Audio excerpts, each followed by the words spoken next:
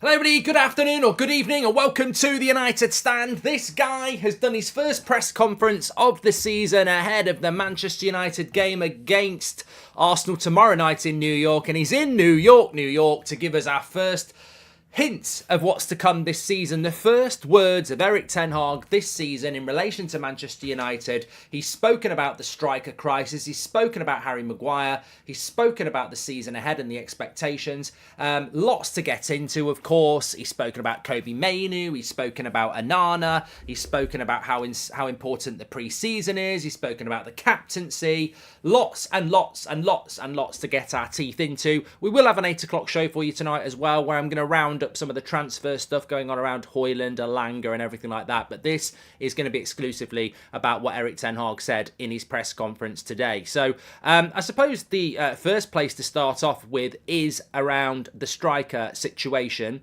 And he was basically asked this on Erik ten Hag on signings. He said, "We will do everything in our power to get the right man in. We know our targets and we will put the effort into getting things done." So there was 2 questions asked about the striker, actually. I think it was Manchester Evening News who asked the first one, which was this answer. And then Adam, who's in the press conference representing the United Stand and you, he did his question as well about the striker crisis. So we'll combine the 2 questions here.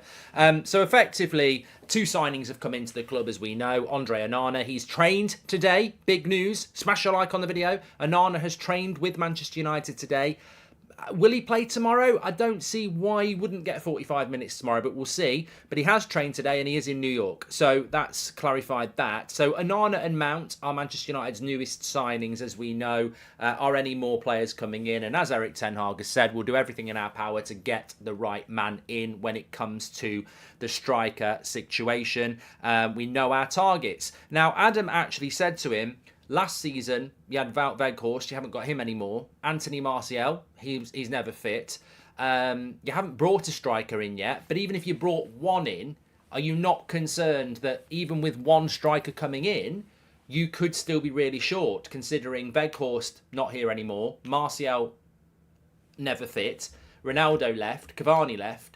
I mean, basically, you've had 4 strikers last season. None of them are really here anymore. Well, 3 of them are gone, and Martial's always injured. So even if you bring one striker in, are you not concerned that you won't have enough, considering Champions League, Premier League? Really good question from Adam, actually.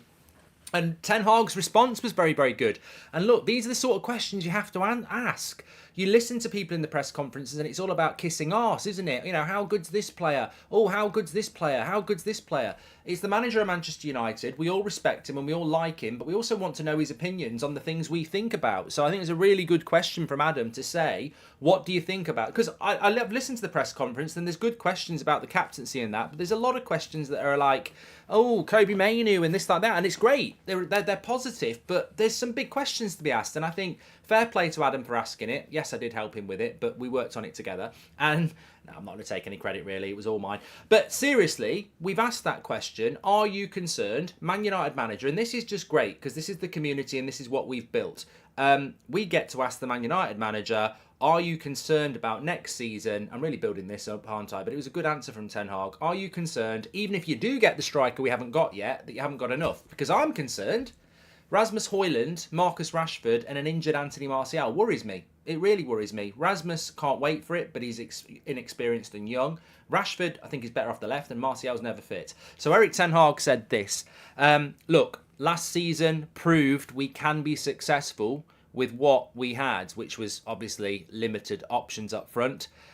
We have to expect more next season, and we have to expect more in relation to goals across the team. So I think that what Erik ten Hag is saying there is a acknowledge, and Erik is always honest as well, aren't you, Erik? You are always honest.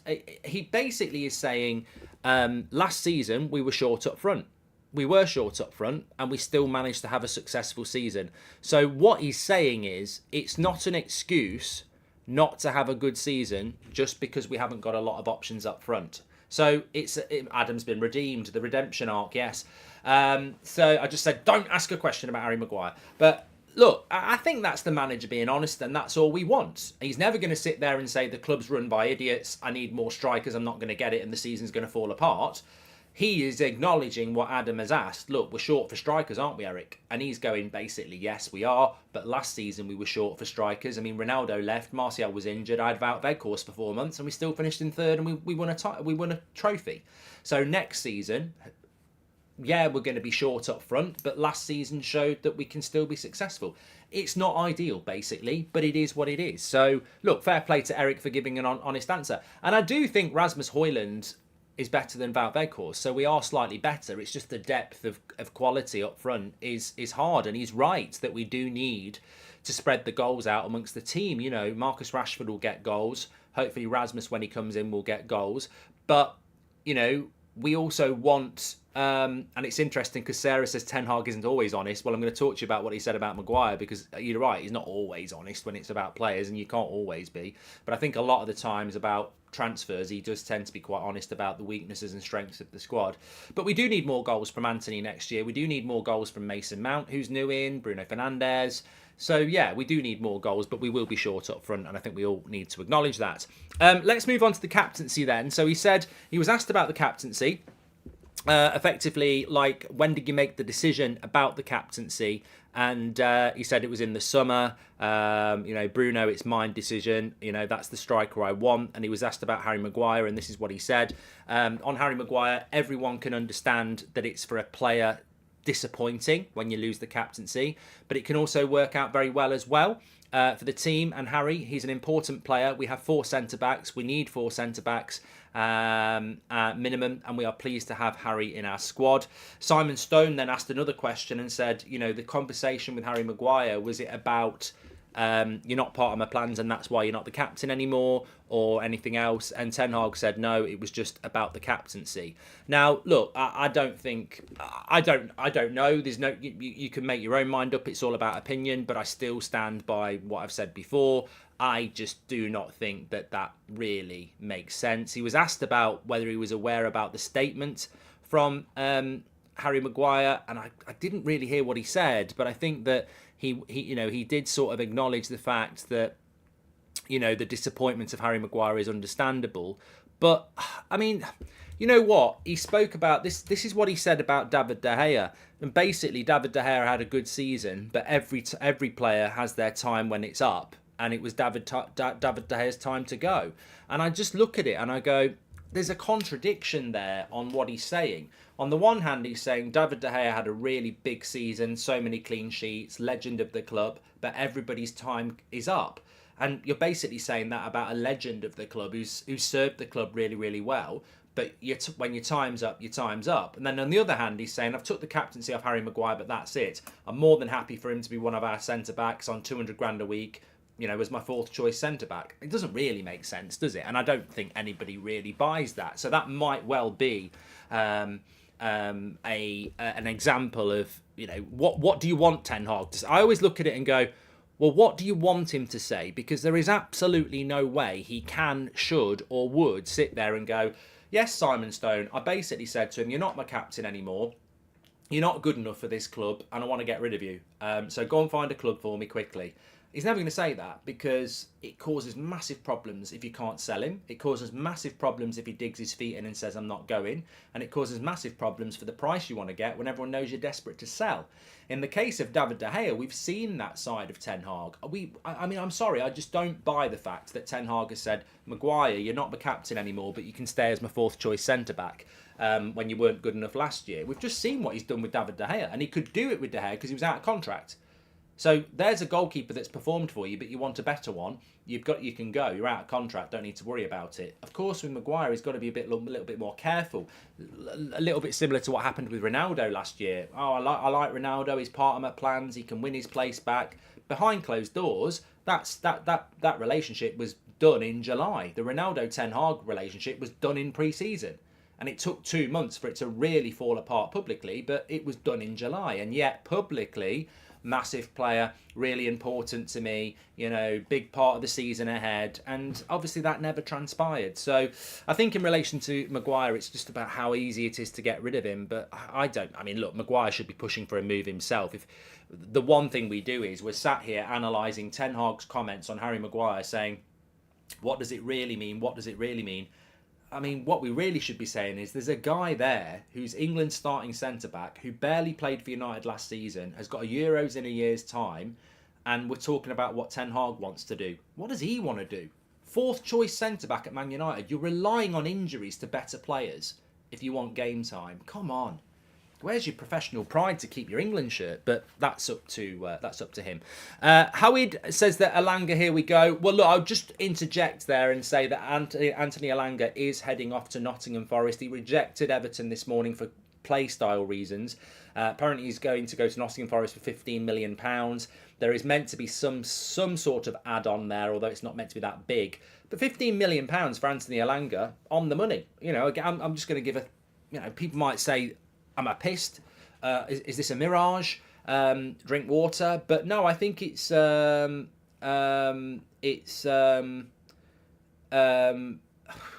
mean, God, we heard this super chat. Yeah, thoughtful media. You know, go and take your thoughts and play with the traffic, idiot. Anyway, let's move on.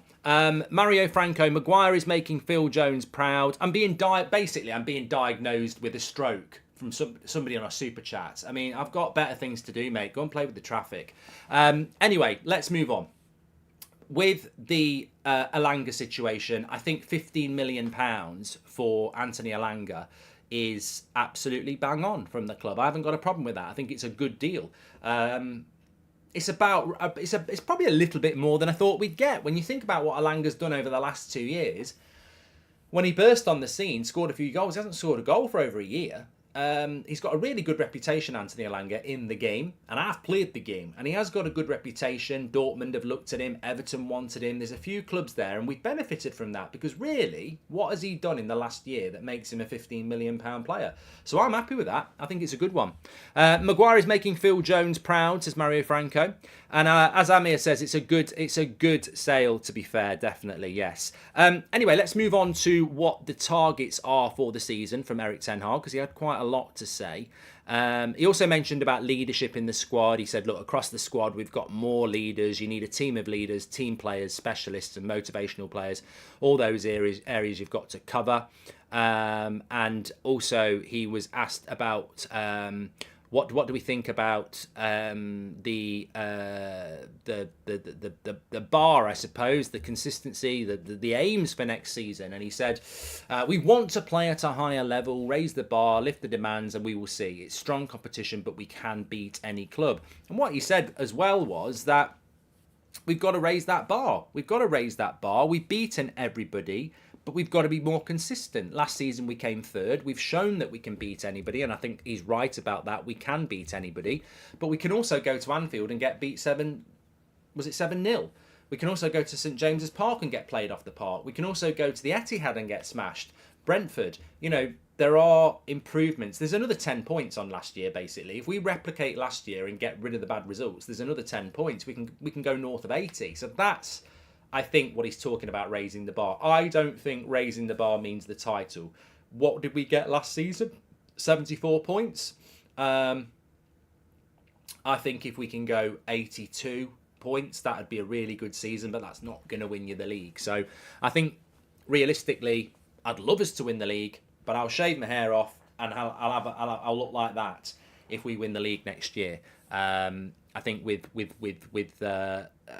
we're going to be completely realistic, I don't think we're title contenders next season, but I would like us to be pushing to 80 points. I think that would be, you know, really a real positive step forward. He was asked a good question about how serious does he take pre-season, and he said, look, two really interesting things. We don't play friendlies.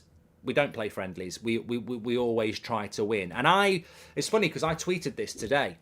I actually think tomorrow's game is probably the best game of pre-season. Even though we'll be playing more minutes against Real Madrid and the games in Dublin and Manchester and Dortmund, we'll be further along fitness-wise, but there's just no reason tomorrow. And obviously there'll be a lot of substitutions tomorrow. But Arsenal, Man United tomorrow, there's no reason for it not to be a bit tasty. There's no reason for it to be... They won't want to lose. We won't want to lose either. So I think there's a lot to there's a lot to consider in that game, and I'm really looking forward to it. And I think Ten Hag's right. No games are friendly. And what he also said, which is absolutely bang on, this is the only time of the season where you get to train on tactics, work on things, because once that season kicks off and it's international breaks, so you haven't got the players, or you play midweek in the Champions League and then you play weekend in the Premier League, or there's a Carabao Cup or anything like that, there is very little time once the season kicks off to work on systems and tactics and everything like that. So this next 3 or 4 weeks is absolutely imperative. And anybody who thinks pre-season is a bit of a jolly to go around America and then, go over to Dublin and, just do winning team photos, very, very wrong. Erik Ten Hag will be using this. And one of the questions I'd love to see Erik Ten Hag get asked in the next press conference, actually, and I'm sure somebody will ask it now, is last season, and he spoke about De Gea, and I'll talk about that. Last season, he spent a lot of time working on defence. We had the most clean sheets in the league. We only conceded 9 goals at home in 18 games. Most of our 3 points came from, very, very good organised performances. 1-0, 2-0, 2-1. There wasn't many 3 or 4-0s, was there? So we were a team that was built on defence last season, really, and organisation and hard work. Ajax were a team that was built on high line, 70% possession, a lot of shots on goal, a lot of action in the final third. That wasn't us last year. I'd love Ten Hag to be asked that question. As you're preparing in pre-season this year for the season ahead, and you acknowledge that you can't really do any training work and tactical work during the season, what is the blueprint for the season ahead? Are you looking to be higher up the pitch? Are you looking to have higher possession, more chance creation, which will be a completely different play style to what we did last year? So effectively, are we going to try and see a different play style from United this season, or are we going to have another season where we play like last year, where we're more counter-attacking, well-organised? And that's a very big question, because I'd be very intrigued as to how Erik Ten Hag answers that. And we'll visibly see it anyway, but I don't think there's a clear answer. I think some people will say, oh, with Onana coming into the team, we're definitely going to play high up the pitch and have more possession, and Mason Mount's there to help with that. But not necessarily. Not necessarily. He might look at it again and go, predominantly, I want to do what we did last season, and be defensively well organised and look to be quick on the counter. So it'll be interesting to see what happens. Is there a sell-on clause in Alanga's deal, Mark, says Marriott? Apparently there is, but I don't think it's a massive one. Are you still going to be doing an 8 o'clock show, says Keenan? Yes, I am. Yes, I am. He did have something to say on David De Gea, by the way. First, as I say, this is the first press conference for Erik, so he was asked a wide range of questions. This is what he had to say on David De Gea. He said that David made a massive contribution to our results last year, all the clean sheets he made, but always a team performance because we defend with 11. And there's a time and a place when everybody has to leave the football club. But he did say that after all the games and all, the performances that he's put in for the club, that he does deserve a proper send-off from the fans and everything like that. I mean, that's probably not going to happen. I don't know. At some point, maybe David De Gea will come back and get that. This can happen in the summer. Not everybody gets a send-off, I agree. I think we need to just move on from it, really. Onana's the new goalkeeper. David De Gea's gone. I'm a massive fan of David De Gea, as you know. But if you don't embrace change, you get left behind. And we've made a massive change in the goalkeeping situation. And I think everybody's on board with it. And Erik Ten Hag acknowledges David De Gea, respects David De Gea, but also says it's time for a change, and it was time to make that change, and he's done it. I hope, going back to what was said about Maguire, and obviously I think the same about Scott McTominay and Fred, and I'd like to see the same happen with Martial and a couple of other players. I'd like to see some ruthlessness there. I mean, Alanga, in a way, is a little bit like Garner. I mean, he's not. I don't look at Alanga needed to go, and we've got good money for him. But it's not Scott McTominay, it's not Fred, it's not Henderson, it's not Maguire. Those players are senior pros and definitely need to go. So, Alanga's a good one. Iqbal, at least we've got a buyback clause, but we need to do a lot more on the outgoings. And he was asked about that. Does he need to sell to buy? And he said, you're asking me something that's not necessarily, anything to do with me. He was asked about Kobe Mainu, and he said, look, he's got his chance now. and he deserves that chance. And that's really important because he has said in the past that when it comes to first team players from the youth, they will only get a chance if he thinks they're as good or better than his first team squad, and that's what happened with Garnacho. He doesn't hand out call-ups to the first team for youth players just because they play for Man United's youth. So this is a real tick in the box for Mainu, that he's now saying the same thing about Mainu, what he was saying about Garnacho last year. He's got his chance and he deserves his chance, and now it's about what he does with that chance. So Mainu looks like at the moment he's the guy with the foot in the door to the first team. There will always be one, and Ten Hag wants there to be one. And, you know, he's got that chance, which is great. He was asked about Onana's bad behaviour, actually. Obviously sent home from the World Cup. It didn't end well for him in Ajax because I think he got a ban, didn't he? And he said, you know, he was asked the question, is it a bit of a risk with Onana? And he said, look, I've worked with him before and I've always worked really, really well with him.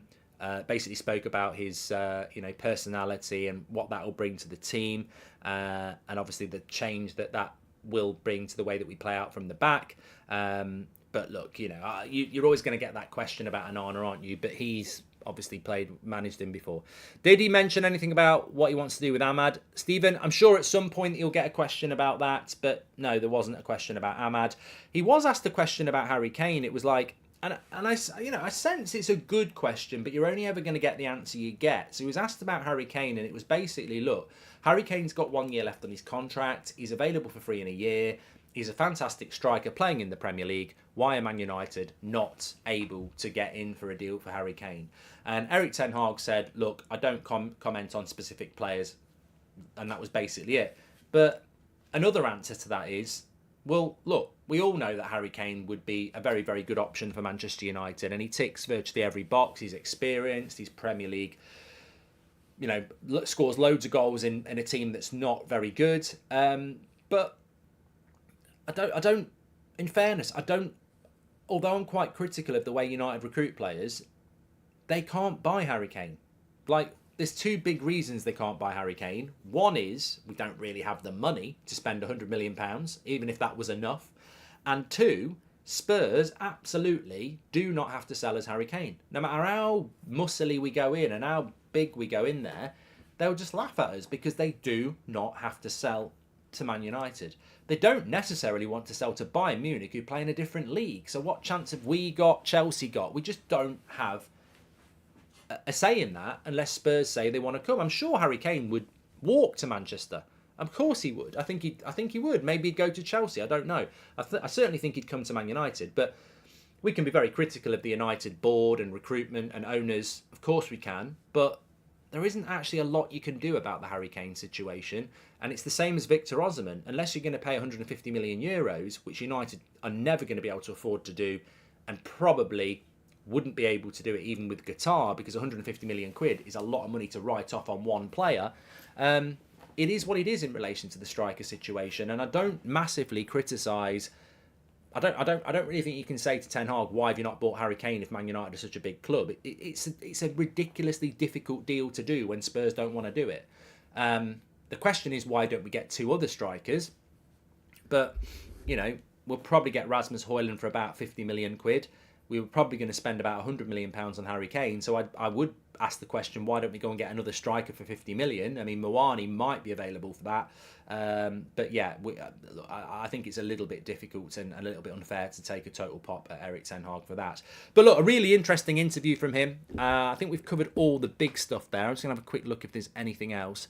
We'll do everything in our power. Yeah, okay. Oh no, he was asked about Mason Greenwood, actually. I didn't pick up on this at all. So apologies. Erik Ten Hag on Mason Greenwood. It's a club decision, and of course I said my opinions, but it's a club decision and we have to accept that. I forget what his opinions were publicly before. I think he's got to choose his words very, very careful. If I was a manager of Man United, whatever my personal opinion are, I would acknowledge the fact that there's some very strong opinions both ways on this. And as a Man United manager, I would leave it to the club and I wouldn't even offer a personal opinion. I wouldn't be sat there going, it might be best for him to leave, or, you know what, he's a great player, I'd like to see him train, but it's a club decision. He's better off just avoiding that. I don't think he helps himself if he says, I'd love him to be training with the first team. He'd be a valuable asset because he's a good footballer. You are going to absolutely alienate yourself from certain sections of this fan base. So I think the answer has to be, it's a club decision. I'm not involved in it. Harry says, is there a watch along for the game tomorrow? There is, and there's an 8 o'clock show tonight where we'll be leading on the latest with Rasmus Højlund. I've got a good update for you there. Obviously, PSG are sniffing around, but a very good update that I've not heard, and obviously I've got it, so I'll talk to you about that. Would you think of Balogun? Would you take him at United as trade? Well, Arsenal aren't going to do that deal to us, of course they're not. Anyway, I will see you in just over an hour and a half for the 8 o'clock show. Friday night 8 o'clock show, you can't miss it. It's always a good laugh. If you're going to have a beer, join me, or a water, whatever. Love the 8 o'clock show. We have got the watch along tomorrow night at 10 o'clock as well. So lots to get involved in on the channel. I think we're actually going to put up the interview with Erik ten Hag on the channel as well, because obviously Adam and Ryan are there filming it. I think Atalanta will use this PSG interest to increase their demand, says Easy. Well, we're talking about this at 8 o'clock. All about Højlund, PSG, all the other transfer stuff. We'll talk about this. Thanks everyone for tuning in. Stu says, I love you, mate. I really enjoy the channel. I'm glad you do. I love everybody who's got involved. Thank you very much. Great to see this guy having his say. Oh, if you want to get one of these, by the way, United Stand Shopify, we do ship them worldwide. I think the link's in the description. I love the green one. I never used to be able to wear green because I used to have a green screen behind me and it basically looked like I was just a floating head. But now I can. Thanks everyone for watching. I'll speak to you all in a little bit at 8 o'clock. Smash the like and subscribe. And yeah, it's great to hear from Ten Hag for the first time this season. I'll speak to you in a bit.